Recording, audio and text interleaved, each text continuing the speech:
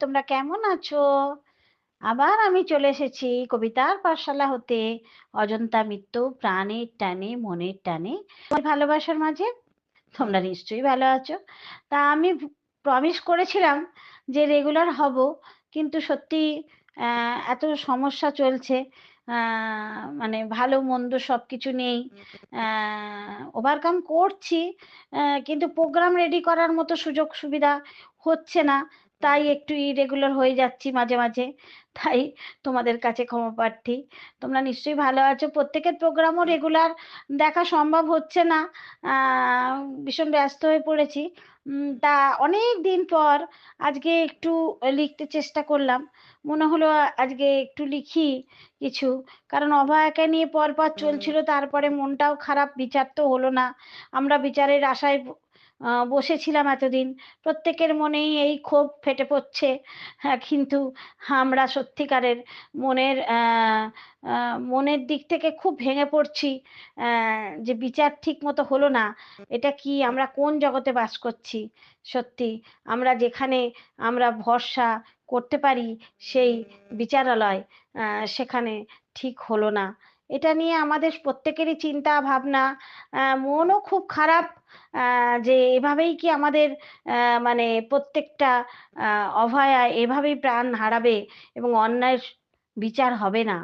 এইটা নিয়ে আমাদের সত্যি মনের মধ্যে এখনো ঘুরছে, থিতিয়ে গেছে, যেন মনে হচ্ছে সব নিস্তব্ধ হয়ে গেছে। কিন্তু না, সেভাবে চললে চলবে না। দেখি, আরো আমরা আশাবাদী আমরা, যে দেখা যাক কি হয়। তা একটু অন্যভাবে একটা লেখার চেষ্টা করলাম, দেখো তোমাদের কেমন লাগে। অনেক দিনই আমি কোনো কবিতা পাঠ করিনি, কারণ লেখার সুযোগ হচ্ছে না। তা একটু মনে জোর করেই বসলাম, সেটা অবশ্য তোমাদেরই জন্য, তোমাদেরই শোনার আশায়। চলো শোনো।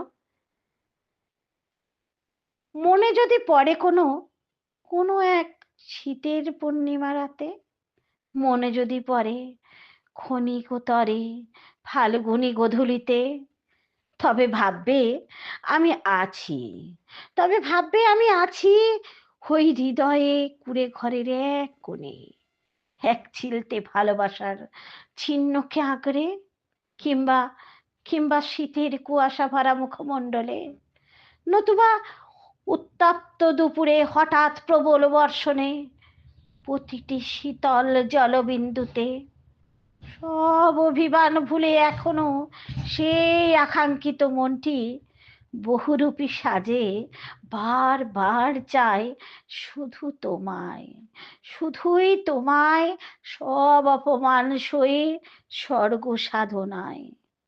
জানি তো, জানি তো কবেই মরেছি, কিন্তু কিন্তু পারিনি ওই চিতার আহুতিতে নিজেকে সঁপে দিতে।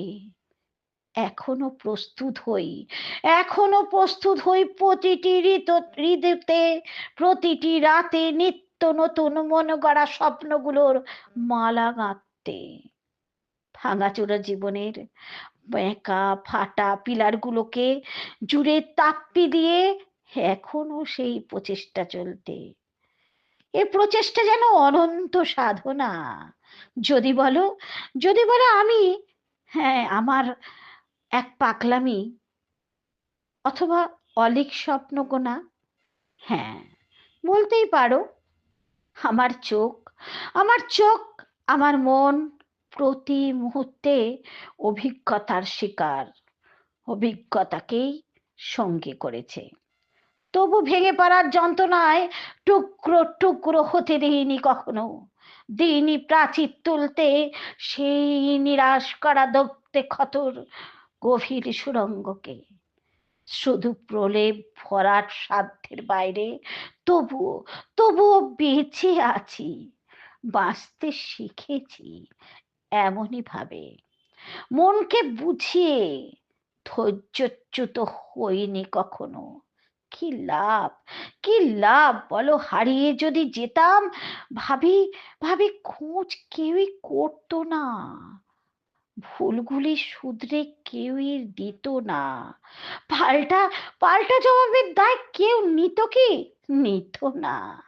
তাই সিদ্ধান্তের কাঠগড়াই নিজেই নিজের বিচারক আজ। বেশ আছি, চলুক লড়াই তবে এভাবে।